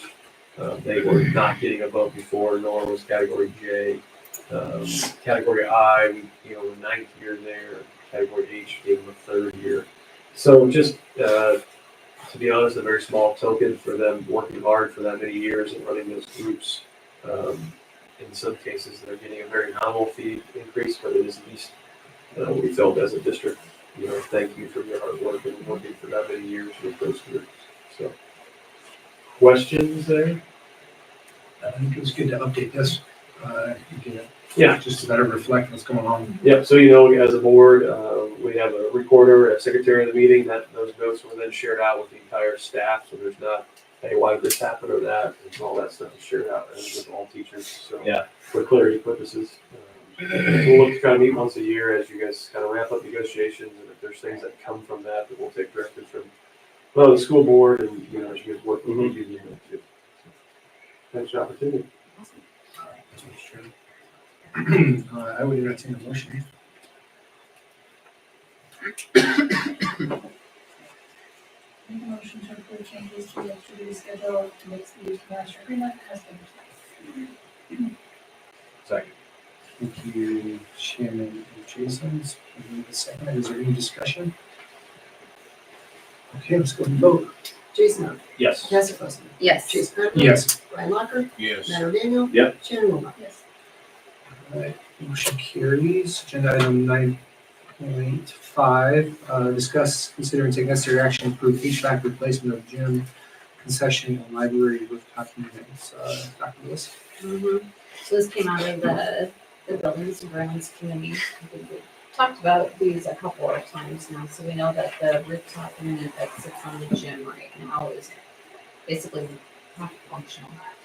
The part that we're waiting for on that will be available to us in 2025.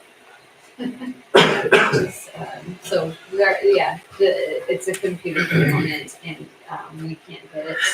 We also know that these units, so the ones that we're looking at, 3 of them, the competition gym, the concession stand, and the library, so basically from the 2009 edition, anything that was done with that are kind of reaching end of life. We also know that the requirements or the specifications for Freon are changing, so we won't be able to replace the Freon as it currently is. So if we get a leak or something like that and use all the Freon, we have to then do a bigger repair on that to replace that. And so there's just a lot of things that are happening going wrong right now and a lot of potential. and they're really kind of in the life cycle. So what you have in the document here, the group that we signed up with, Equalis, Yeah. right, Remember so that. they Yeah. helped us with this bidding process so much. So what they do is, they have all of the documentation that they have gone through the process, have gone through the bidding. All of these vendors have been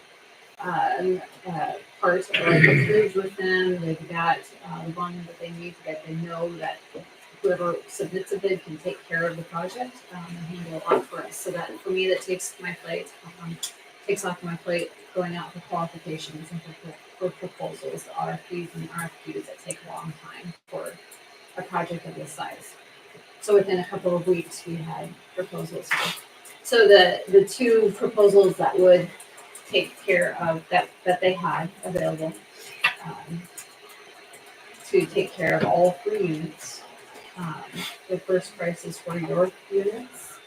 The second price, if you scroll through the documents, so the lowest bid for these that they had for us was $234,811. The second bid is for Aon units. That is normally 200, and if you scroll down that document. Oh, it's Jackie. I'm sorry. So then a little more, Yeah, there it is. right there, 283,800 for the Aon units. So clearly, my recommendation and the recommendation, maybe I want to say that for sure, is to go with the York units rather than the Aon units. Lawrence is fine. He has worked with all units at all times, so he knows that the servicing. The reason we want to go with units of the same size that we currently have is so we don't have to worry about patching holes and roofs over these places and then cutting new holes for new units that are different sizes. We had discussions about going with 2 separate units on the roof, on the competition gym versus the one that's there. And the biggest drawback to that is it's really challenging to have to patch that place for that, what was it, 15 ton unit, was sitting and then put 2, separate units there, 2 10-ton units or whatever they do. I don't know all of the jargon in here, but I'm doing my best here. So anyway, the recommendation probably of that committee is going to be go with the York units. The other one, the third estimate that you see on there for $33,000 was one Lawrence had them give us, which is basically all of the other units, the 66 units that gave us kind of fits last fall when they needed to cool, and only a couple of them gave us fits when we really needed some heat. It's been okay, but that's what one of those units pretty much. That's the rest of the work that was done with the QC bond in 2017 or so. When that happened. We should get more life out of those. They're just going to need repairs going forward. And Gardner Associates and D&D have been good for us to get parts from, as long as there wasn't, any miscommunications or anything like that. They've been good for us to deal with on parts, and we know that there's life in those units yet. But these 3 big ones, the thing with making this motion now too, the committee has been talking about it for about 3 months. And we've had these estimates, but they are at least 24 weeks out. If we sign a proposal and place an order, they'll guarantee us this price and lock it in. But best case scenario is we're looking at this work in July if we make the motion tonight, and that's the soonest we could potentially expect it. Committee never. Let's get it done before the new floor in case something falls from the ceiling. Ooh, way to bring that up. Now I'm worried about that. So I dropped my hammer from up there on a brand new floor. I don't think there were I don't know if there'll be actually like a big huge hole in the roof when this happens. So the likelihood of that happening might be. But you're right. Outside of the proposal, like obviously the 234,000 that we're looking at, it was saying the other exclusions. So no dumpsters. I'm guessing probably not a crane that's going to be needed to lift that in. I I think haven't the read crane all is the included. exclusions. Okay, good. So we're gonna So do all 3 at the same time with everything. perfect. Are there like other big items that we need to be concerned about for? Do we need a dumpster? Are they going to take the unit with them? Are there going to be more costs that come up after? I believe that they take the unit with them. We are not required to dispose of that 18 or 15 ton unit that's up there now. And it sounds like there's no modification. Yeah, he thinks it's going to be, It's like literally plug and play. it is supposed to be specification on, it's supposed to go, right in there. If it doesn't, is that built into? Like, obviously they're gonna make it work, but are we getting charged for that time where they think it's gonna be really quick and then it's not? I think it's a one price, it's, Okay. it does, overtime is not included, but Yeah. like they would come into like overtime if, hey, you started this project and something went wrong and now school starts next week and we need you working 80 hours. Okay, and that yeah. kind of thing. We just had some of these done at work and they spend quite a bit of time up there unhooking everything. And then they get the crane there and they pluck the old ones off, set them on a truck and lift the new ones up there. I mean, crane's not there very long. You know, they're, not this company, but I think they're all very efficient at they're using their time. So, and it's, I can tell you, they're all very expensive. It's Yeah, and it does say in the inclusions that they follow away the old equipment per EPA regulations, because we Perfect. can't just. Yeah. Awesome. Yes. So, Yeah, Good questions. Lewis, on the motion, does it need to, Specify the. yes, which way? Yeah. the bid from, I would say the bid for York units for the price that's for. Would you like to make the motion if I open it up? Or I can tell you the amount.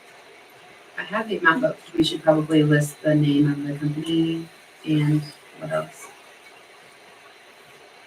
Yeah, you can just put their as presented, but I think you can do the price. I'll make a motion to approve replacement of heating air conditioning units for competition gym, concessions, and library as presented in the $234,811 bid. Didn't say through from received, well, that's fine. Okay. To be paid from general funds and depreciation. And the reason I stated it that way, if we have enough in the general fund, if we don't have an awful lot of repairs, we have that nice line item in there, we can take that out of general funds, depending on where we're sitting when that bill comes in. We also have money in depreciation, and if the project doesn't get billed out until the next fiscal year, it might change where we want to pay that from, because I might move money from general fund into depreciation, Yeah. knowing that that bill is gonna come. That's why I have that in there that way. I will second that, Jason. Thank you. Moving to second, is there any discussion? Let's vote. Brian Lockton, Yes. Matt O'Daniel, Yes. Sharon Woolman. Yes. Jason Orr, Yes. Jesse Klesner, Yes. Chase Graham. Yes. All right, motion carries. Agenda item 9.6, discuss, consider, and take necessary action to approve purchase of math curriculum.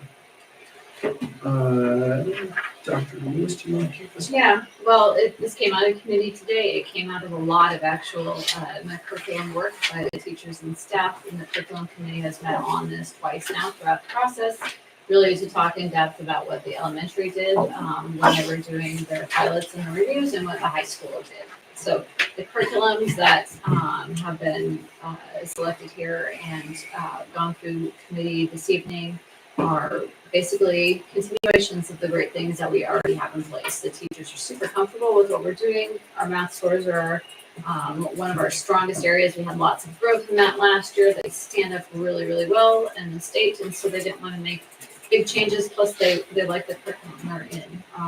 No reason to really change a big thing. The thing is, though, you can't not adopt curriculum. The new curriculum is aligned with the standard revision, and also like our old subscriptions are no longer valid, and you can't just add on to what you already have. And so this is a 7-year subscription for all of these, which again aligns with every year, every 7 years, the State Board of Education adopts new math standards, and we have then 2 years to adopt curriculum that aligns with those standards. So companies have figured that out. These are all for 7-year subscriptions, which kind of takes out the ongoing cost of it. So K-6, we're looking at Envisions, which is what we are currently in. It's been great, it's been wonderful, and the teachers are comfortable with it. That's a 7-year subscription. Envisions 7 through 12 are currently in Big Ideas. That's what they wanted to go with again. The math team that we currently have at the high school level has been teaching together now in this curriculum for 5 solid years. I think the last member of the math team joined us 5 years ago. And so they were all comfortable. Mr. Fingston's words, there was no dissent. Nobody thought, maybe we should try this instead. They were all in lockstep. This is what we want to continue using. Special education, which is coming out of a different fund from the general education, is touch math. I'm assuming that's what we're in as well. We didn't talk as much about the special education curriculum because it is so specialized. Dr. Morgan, can you talk about that? Yeah, actually, we do not currently have Oh, touch okay, math. thank you. We do not currently have anything. And so what our special education teachers have been doing is taking our general curriculum and then lots and lots of work to make it work. And so this program actually is a great program that, and if any of you know an indication, you've seen it for years, but it's just a specialized way to teach kids different concepts in math. And so it is widely used across the state for special education as a additional supplemental program. It won't take the place of a regular curriculum. They'll still get a regular curriculum with modifications and accommodations. This will be another way for them to be able to attack it in a different way for some of our special education groups. And then the intervention piece, you see there will be out of general education as well. That is for math interventionists. That's the big go-between. They are needing a little bit of extra help, but they're not in need of an IEP. They're not in need of special education. So that is what our math interventionists will use. And that was a small portion of this. So budget-wise, between elementary and secondary, we have $130,000 budgeted for curriculum adoption. This total general education, if we were just looking outside of interventions, we're right at $130,000. So adding the intervention piece into that, we're going to go over that a little bit, $134,000. We feel like we can absorb that in other places in the budget, and then the special education piece. Without a specific line item for special education curriculum, which we'll need to add going forward, especially when we do reading adoption. We do have unused line items that were budgeted in the amount of $33,000. This curriculum is well under that, so the budget can handle any overages here. And again, that special education curriculum again is 8% reimbursable, just that new grade teacher. So In committee, just doing math on it, just to, basic, what we talked about, I just started, poking numbers, see what it is. When you put that over 700 kids and you do this for 7 years, it's about $30 a piece. Yeah. Is what it adds up to. I mean, it's pretty minimal to get math education in school. I mean, it's pretty minimal compared to everything else. So when you put that up and you spread it over 7 years, then you got over 700 kids. Yeah. So Yeah, it's good context. I'd pay somebody $30 to teach me quality math. Well, and that's it right there, quality, Yeah. is that we talk about that a lot. This is what the teachers want. And we really need to, as they're comfortable, and I think that's what we're here to do, is to make sure that our teachers are educating our kids well. And they They have the definitely tools. are, yep, and absolutely. I agree, Cass. Yeah, I agree. I know there's a lot of work that goes into these, and we need to trust our teachers and our admin team that they have the best plan in place for the kids, and our scores indicate that they certainly know what the heck they're doing. So, I am happy to make a motion to purchase the math curriculum for the 24-25 adoption as presented. I will second. All right, thank you, Matt and Cass. We move to second. Any discussion? Okay, let's go ahead and vote. Matt O'Donnell. Yes. Shannon Moore. Yes. Jason Art. Yes. Cassie Fosner. Yes. Chase Carterville. Yes. Brian Locker. yes, All right, motion carries. Agenda item 9.7, discuss, consider, and take necessary action on resignation and release from contract of Teresa Lamb. Dr. Lewis, all of you kind of open this up, and then we'll kind of go from there. on, goodness, I'm gonna say it was January 21st-ish, somewhere in there. No, January 25th, because I was at a meeting that day. Mrs. Van Beek scheduled a meeting with me and submitted her resignation to be effective February 12th. Since that time, we have advertised her position, interviewed, gotten a teacher in place for that for the coming school year. We arranged for a long-term substitute teacher to complete this school year. Mr. Houston will be teaching one period a day to keep some kids fresh on accounting because it is really difficult for a long-term sub to slide in and teach accounting to kids for some strange reason. So anyway, we've got some things in place to help us work through that. It's unusual to get resignations mid-year. Mrs. Van Beek indicated that she gave us a little bit of flexibility on days, but we had everything in place. But that she did not intend to complete the school year. We attached the board policy because I know we have a lot of policies when we have a certificated staff member request a release from contract. So if we could get that pulled up just so the board's kind of squared away where current policy stands. It basically provides for 4 different avenues when this happens. A, B, C, and D, as you kind of know here on the screen or your screens. Option 1, provide a full unconditional release from the contract. Option B, provide a conditional release from the contract subject to recruiting and entering into a contract with a suitable replacement.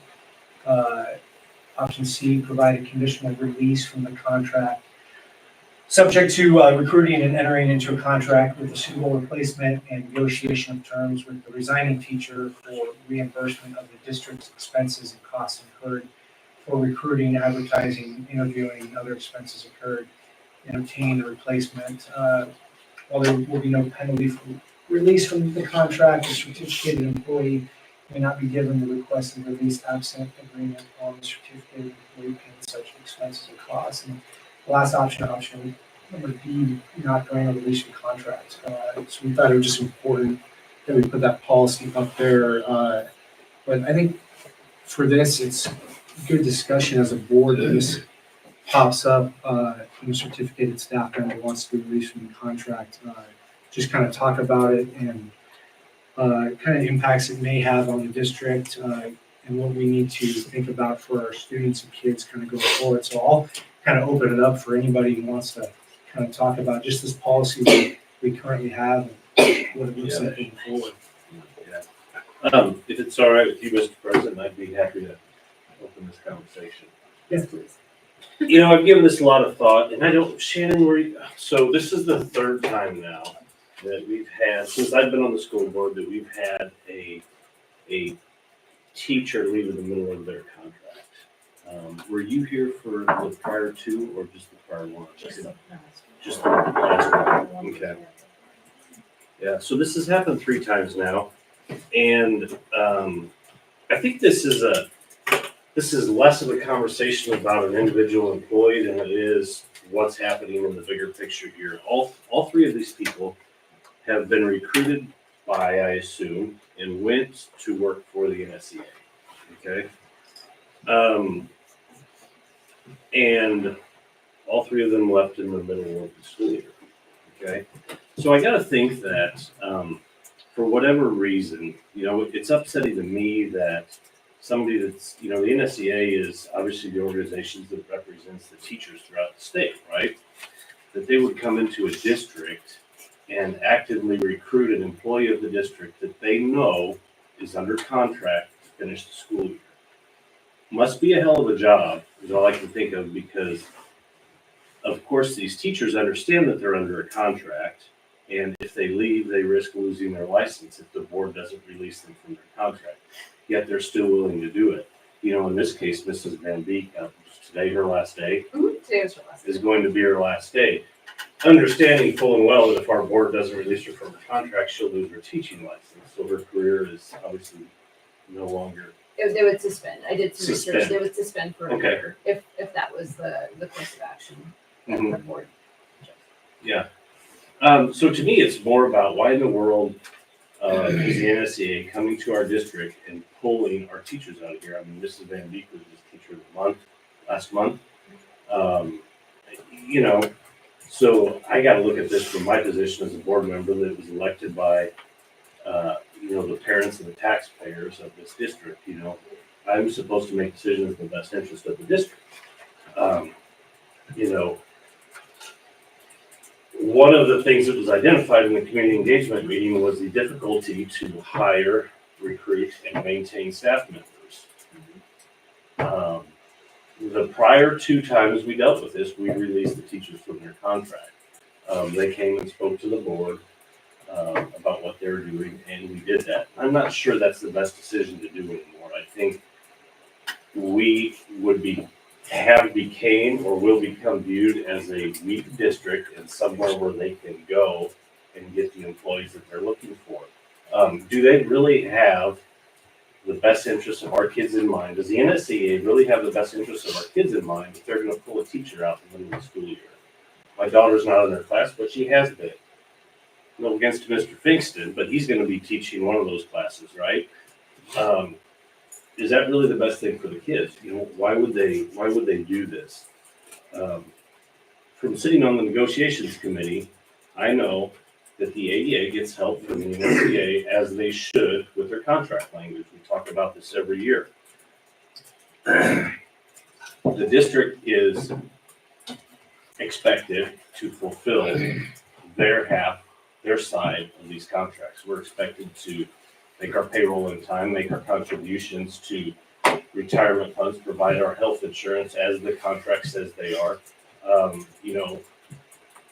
And I remember last year, we had an opening, we wanted to move somebody out of the teaching contract, out of the master agreement, to a curriculum director as an admin role.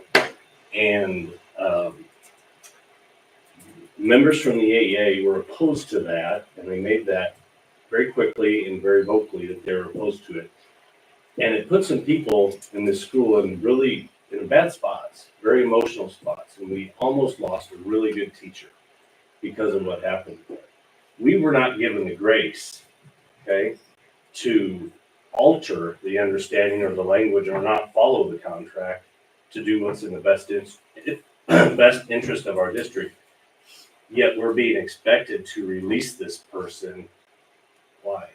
Is that in the best interest of the district? I don't think it is.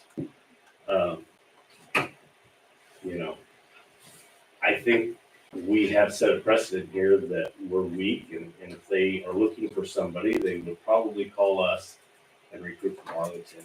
And I think that trend needs to change, and I think that's our role as board members. I don't know what the implications are to the district. As I read the policy here, that is one of the options, at this point. So, those are the thoughts that I've gathered here. I'm sure others have more thoughts or different thoughts. So I'll stay quiet for a while. President.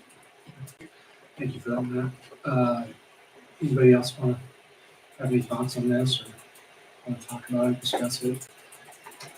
I think it's really important that, like what Matt had said, it's not about one teacher or, what's happening. It's about that it's repeatedly happening with the same organization. Mm-hmm. So in what way are we, appearing weak or not like covering our bases so that this doesn't happen? Because now, besides the students are being left open, which Mr. Vincent, I bet you're pretty good at accounting. I bet you'll be just fine. But as someone that took accounting, ooh, good luck. Like, it's hard, and it's a lot going on, and it takes time to figure all that out too. So by pulling that teacher out or that teacher leaving mid-contract, it's a lot that we're affecting our students, which is our big concern. Outside of that, we're also now affecting our entire staff when it comes to finding a replacement. What's the expense going to be on that? My initial thought was on how much is this going to cost the district? So now we have to find a long-term sub, or what's the financial burden going to be to the district because someone has left within their contract. So that's where my mind went right away was financially, because that's a responsibility we have to everybody in our district, is to be good stewards of their money and make sure that our kids have good education. and two of those things just got taken from us that we can't do anything about.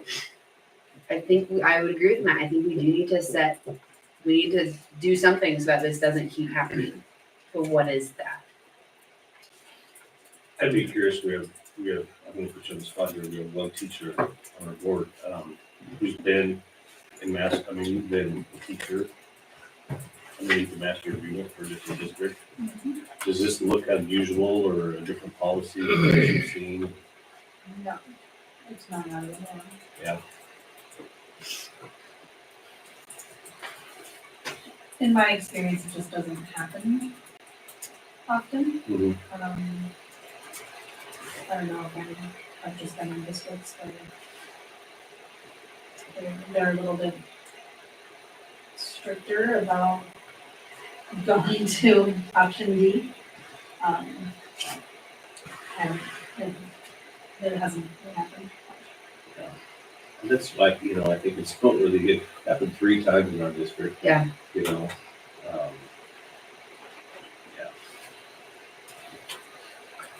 Okay.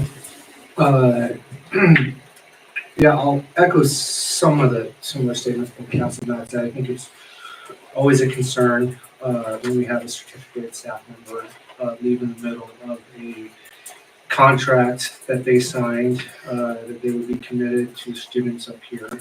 And it puts the district in both a financial corner to go find a long-term sub, especially take an administrator away part of his day. Not that I don't have any doubt that Mr. Finks would be a great instructor, but it takes him away from some of his other duties that he has up here that we have him hired to be doing. So that's obviously a big concern.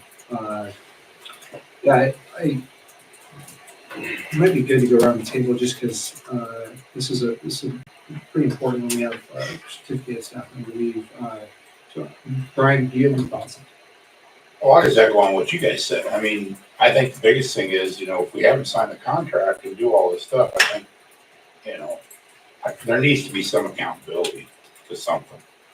I think, we're doing everything else, that they want to do to have everything set in the ways that to sign the contracts and do all that kind of stuff. But I think there's got to be accountability on the other side of the fence too.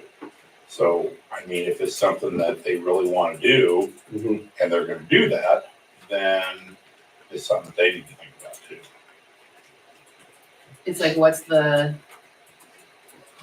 not consequence, but I don't know another word, what's the outcome for them, I mean, the biggest thing is just looking out for where we have to stand to answer what we have to do to come up with the money and everything else. And it's something that's going to be, I agree. Which makes the contract worthless.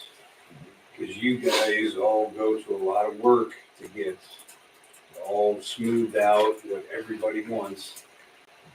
And then this makes it look like at the end of the day, it's just a blank sheet of paper. Yeah.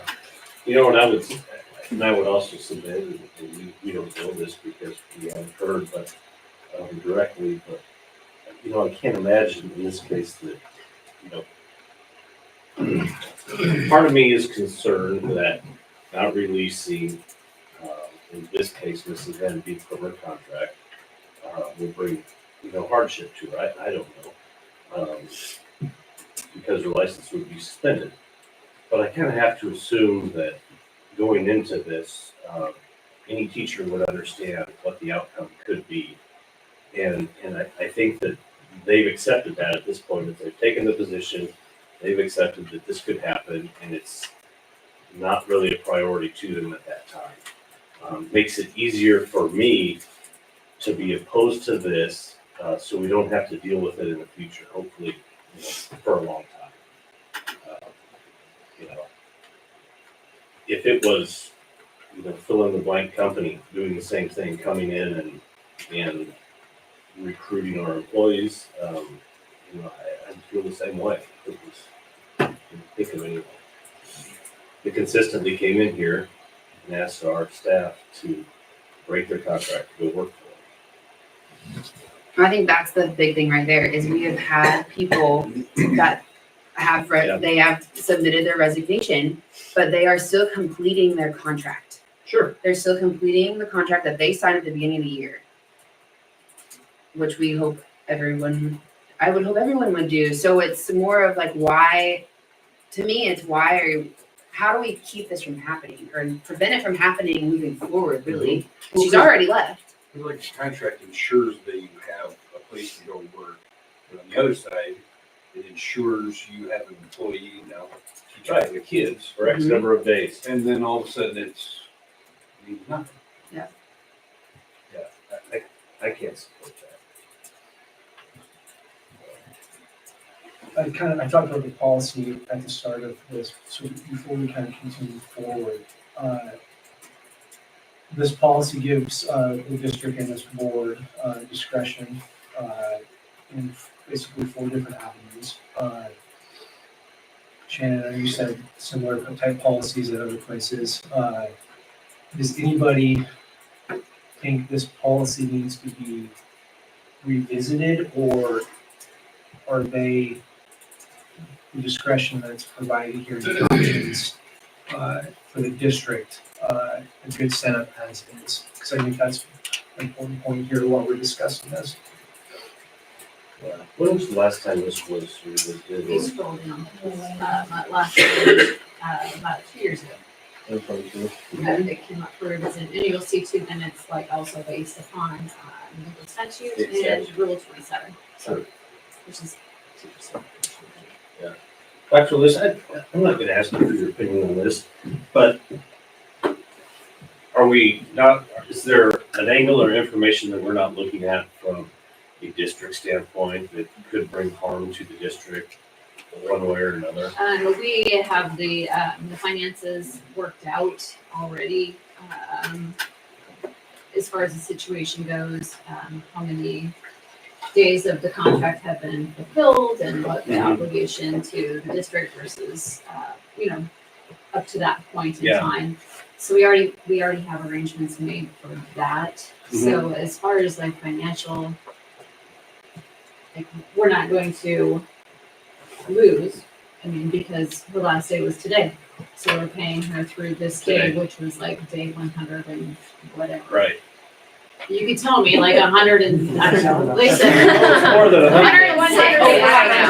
I feel like it was 117 days or something like that. So, and, we pay that over 12 months. So we had a bit of an obligation yet that had not been paid to that point. So we've got that worked out. And then going forward, it'll be the pay to a long-term sub, which is $200 a day. So financially, the district is not hurt by this, by the release, by leaving, by this teacher leaving, because we've got that worked out. So the financial obligation ends as of the last day of employment. So she's not fulfilling the contract, but we're not obligated to pay her the entire contract. Right, It's of not course. anything like She's that. not working. Right, so as far as that goes, we've kind of got that handled from that perspective. She secured other employment. And any teacher probably, I would like to think, would not break a contract without having secured other employment first. So perhaps the suspension of a license is not a big deal. Maybe it is. The thing is, we have a policy. We've not made perfect arrangements to fill the position. It typically does not happen this time of year either. Right. The last time it happened, it was early in the school year, and we had a fully certificated teacher who was able to step in and not just be a long-term sub, but to take a partial year contract to replace that, and then the other one prior to that, I do not. That was a long time ago. It was a long time ago. So as far as the finances of the district, the leave of a certificated staff member at this point in time, we've got that. Financially, it's not, at this point in time, financially, it's not perfect to allow that person to, she's leaving one way or the other, whether we do a formal release of contract or not. She's moved on to other employment, and we wish her well. Yeah, for sure. Yeah. And it's not, it's very well known in the education world that this could happen. It just is, she knew what could happen. Yeah. Making this decision, so it's not gonna. It's not a punishment, Rather right. what as either way. Mhm. So it's not a reflection of her, it's the situation going forward. That's how I see it. I don't hear any disagreement with the policy.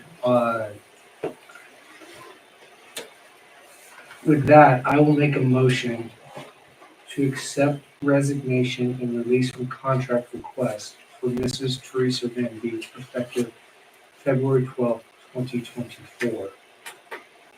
Yeah, I'll second that. It's been moved and seconded. Is there any further discussion about this topic? Seeing none, let's vote.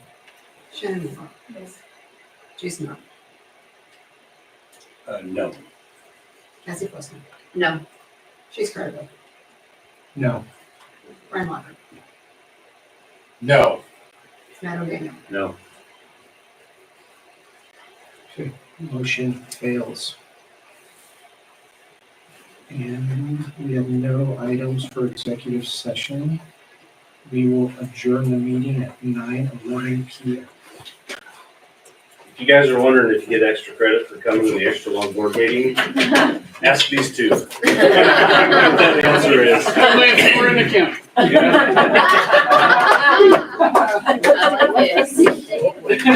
Oh, my goodness, that's funny. Yeah.